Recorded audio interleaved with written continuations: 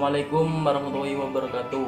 Perkenalkan, nama saya Aan Farudi dari 11 IPS 3. Pengertian Isra Mi'raj dan kisah perjalanan Nabi Muhammad SAW menembus langit ketujuh merupakan peristiwa penting bagi Rasulullah Muhammad SAW.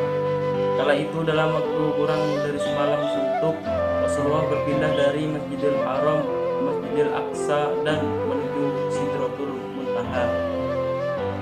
Bagi kebanyakan umat muslim sudah tahu peristiwa Isra Mi'raj merupakan perjalanan agung Nabi Muhammad menuju langit ketujuh untuk menerima perintah salat dari Allah Subhanahu wa taala. Isra Mi'raj atau perjalanan Nabi Muhammad SAW menembus langit tujuh tersebut terjadi pada suatu malam tanggal 27 Rajab. Di sisi lain, sebenarnya Isra Mi'raj merupakan dua peristiwa berbeda. Namun karena dua peristiwa ini terjadi pada waktu yang bersamaan, disebutlah Isra Mi'raj. Isra merupakan perjalanan Nabi Muhammad dari Masjidil Haram di Makkah menuju Masjidil Aqsa di Yerusalem.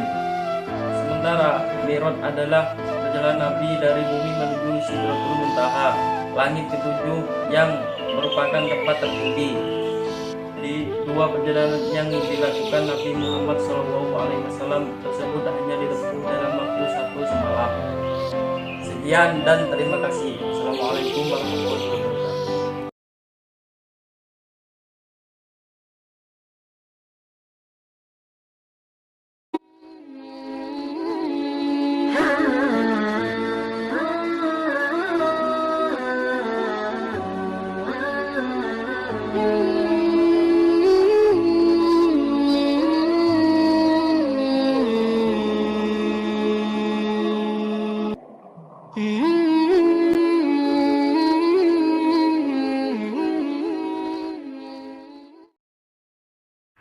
Assalamualaikum warahmatullahi wabarakatuh. Saya di Tegar Maulana Putra akan menjelaskan tentang awal mula perjalanan Nabi Muhammad SAW dalam Isra Mi'raj. Dalam beberapa hadis yang diriwayatkan Imam Bukhari dan Muslim, suatu hari ketika Nabi Muhammad SAW bersama sahabat tengah menunaikan sholat di Masjid Madinah, turunlah Quran Surah Al-Baqarah ayat 144 yang memerintahkan umat Islam agar memalingkah wajah atau berkiblat ke Masjidil Haram. Sesungguhnya kami sering melihat mukamu menengadah ke langit, maka sesungguhnya kamu akan memalingkan kamu ke kiblat yang kamu sukai. Palingkanlah kamu ke arah Masjid Al-Haram dan di mana saja kamu berada. Palingkanlah muka kamu ke arahnya. Dan sesungguhnya orang-orang Yahudi dan Injil memang mengetahui bahwa berpaling ke Masjidil Al-Haram itu adalah benar dan dari Tuhannya. Dan Allah sekali-kali tidak lengah dari apa yang mereka kerjakan. Mendekati demikian, dengan adanya perubahan kiblat ini, Islam tidak lantas meminggirkan kedudukan Masjid Al-Aqsa. Al-Quran setelah menempatkan Masjidil Al-Aqsa dalam kemuliaan. Terlebih saat peristiwa Isra Mi'raj Nabi Muhammad SAW. Maha suci Allah yang telah memberikan jalan hambanya kepada suatu malam dari Masjidil Haram ke Masjidil Aqsa yang telah kami berkahi sekelilingnya agar kami perlihatkan kepada sebagian dari tanda-tanda kebesaran kami. Sesungguhnya Dia adalah Maha Pendengar lagi Maha Melihat. Quran Surah Al-Isra ayat 1. Pada perjalanan bertemu Sang Pencipta, Nabi Muhammad SAW tidak hanya ditemani malaikat Jibril saja, tetapi Rasulullah diceritakan mengendarai buruk atau kuda yang mempunyai sayap, yakni hewan putih panjang berbadan besar melebihi keledai dan bersayap.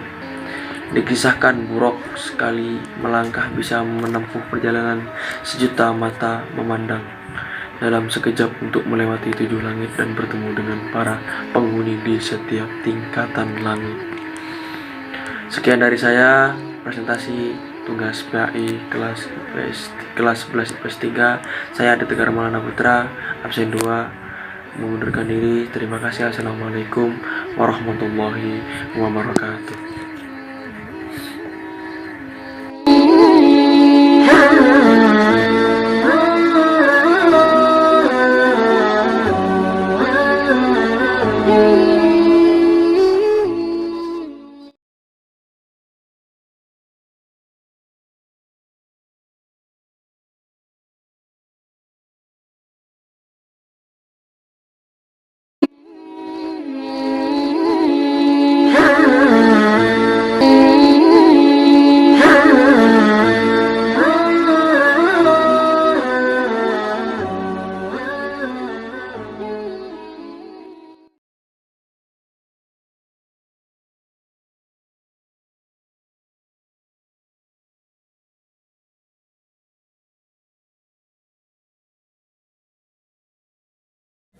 Assalamualaikum warahmatullahi wabarakatuh. Perkenalkan, nama saya Ahmad Fahmi Ulum dari kelas 11 IPS 3.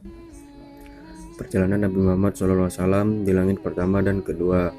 Dalam hadis tersebut dikisahkan, di langit-langit pertama Rasulullah SAW bertemu manusia sekaligus wali Allah Subhanahu wa Ta'ala pertama di muka bumi, yaitu Nabi Adam alaihissalam.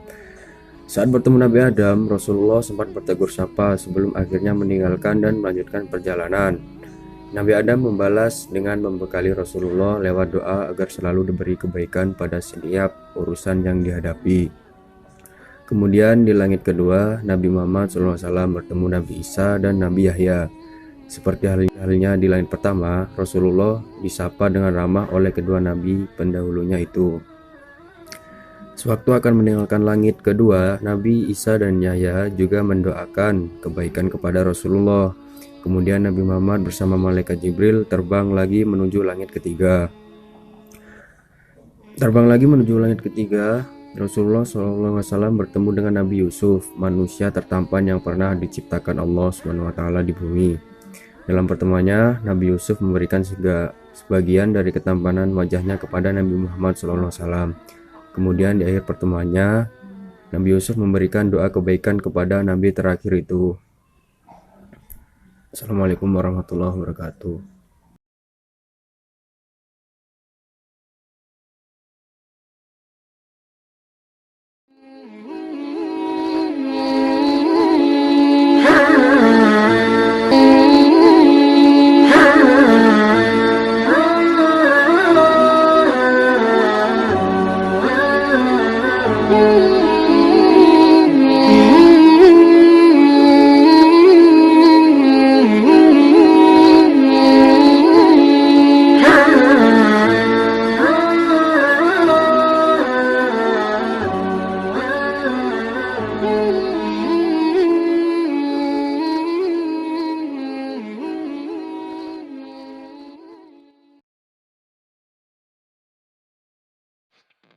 Assalamualaikum warahmatullahi wabarakatuh. Perkenalkan, nama saya Bagas Rinaldi, absen 4, kelas 11 IPS 3. Perjalanan Nabi Muhammad SAW di langit ketiga sampai ke-6. Rasul berpisah dengan Nabi Yusuf di langit ketiga. Rasulullah melanjutkan perjalanan dan sampai di langit keempat. Pada tingkat ini Rasulullah bertemu Nabi Idris. Nabi Idris merupakan manusia pertama yang mengenal tulisan dan Nabi yang berdakwah Bani Qabil dan memimpis di Mesir untuk beriman kepada Allah Subhanahu wa Ta'ala, seperti mempertemukan dengan nabi-nabi sebelumnya supaya diberi kebaikan pada setiap utusan yang dilakukannya. Sekian, terima kasih. Assalamualaikum warahmatullahi wabarakatuh.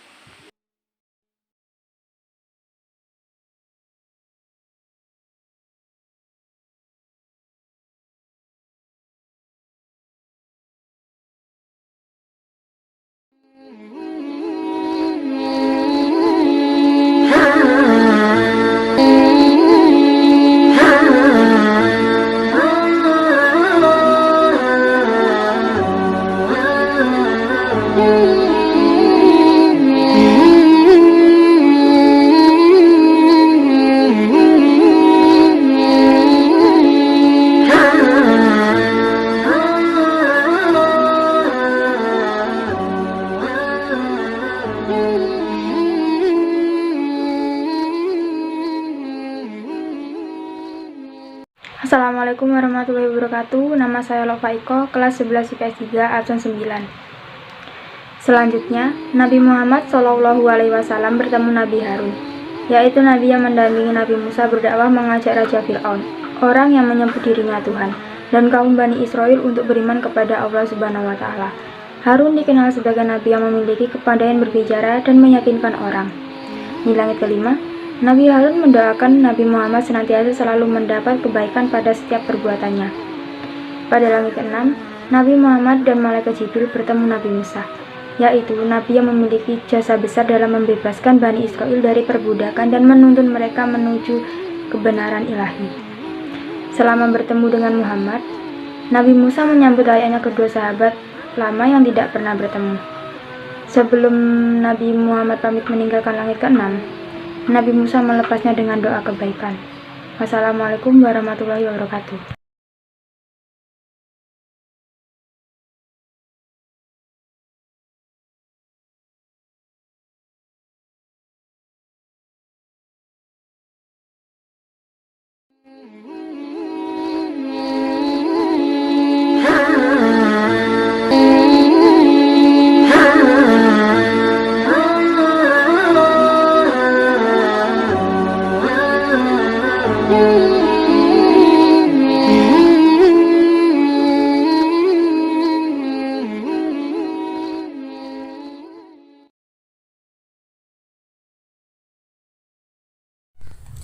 Assalamualaikum warahmatullahi wabarakatuh. Perkenalkan, nama saya Fabiatun Ningsi, kelas 11 IPS 3, nomor absen 10.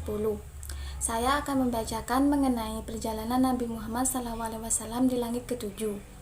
Perjalanan terakhir Nabi Muhammad ke langit ke-7 bertemu dengan sahabat Allah Subhanahu wa Ta'ala, bapaknya para nabi, yakni Nabi Ibrahim alaihissalam. Sewaktu bertemu, Nabi Ibrahim sedang menyandarkan punggungnya ke Baitul Ma'mur, yaitu suatu tempat yang disediakan oleh Allah Subhanahu wa Ta'ala kepada para malaikatnya.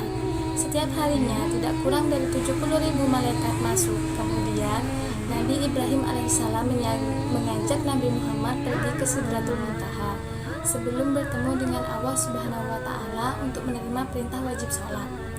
Sidratul Muntaha merupakan sebuah pohon yang menandai akhir dari batas langit ke-7.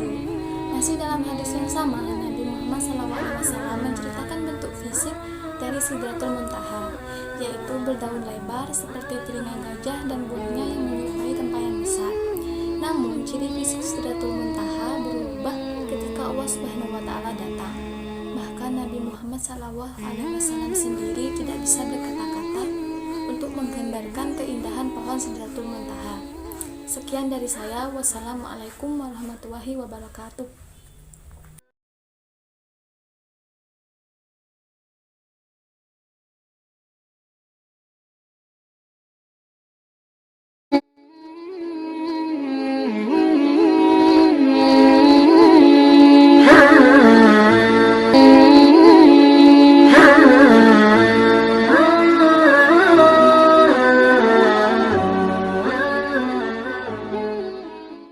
Assalamualaikum warahmatullahi wabarakatuh. Perkenalkan, nama saya Naila Putri Dinti Mada Olivia dari kelas 11 IPS 3. Pada kepercayaan agama lain, Sidratul Muntaha juga diartikan sebagai pohon kehidupan. Di Sidratul Muntaha inilah Nabi Muhammad SAW berdialog dengan Allah Subhanahu wa Ta'ala untuk menerima perintah sholat 5 waktu dalam satu hari. Di hadapan Allah Subhanahu wa Ta'ala, Rasulullah mendapat perintah sholat 50 waktu dalam satu hari kepadanya dan kepada umatnya. Setelah menerima perintah tersebut, kembalilah Nabi Muhammad SAW ke bawah untuk menjumpai Nabi Musa alaihissalam. Nabi Musa alaihissalam menyarankan kepada Nabi Muhammad SAW untuk meminta keringanan kepada Allah Subhanahu wa Ta'ala. Setelah 3 kali menghadap Allah Subhanahu wa taala, akhirnya Nabi Muhammad SAW mendapat keringanan dari Allah Subhanahu wa taala untuk melaksanakan sholat 5 waktu dalam 1 hari. Tuntas sudah perjalanan Nabi Muhammad SAW dalam melakukan Isra Mi'raj. Sekian, terima kasih. Assalamualaikum warahmatullahi wabarakatuh.